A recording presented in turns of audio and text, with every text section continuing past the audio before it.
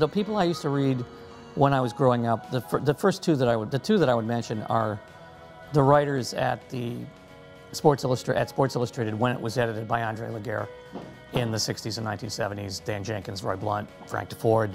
Those were the guys who I read as a child and said to myself, these guys can really write, they're good.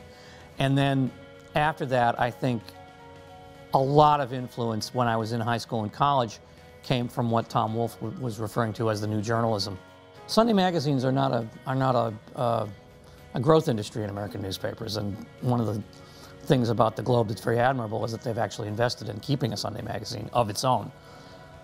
You are writing, I think, when you write at the length we do at the magazine, I think you are writing for a reader who's more engaged in reading.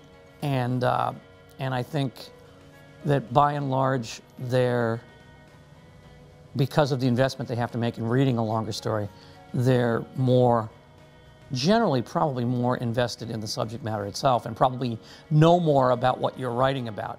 I think I've always described my job as a storyteller. You know, we are the storytellers for the tribe. And if the tribe listens to the stories and pays attention, maybe it makes itself better. I'm Charles Pierce, staff writer for the Boston Globe magazine, for the Boston Globe and Boston.com.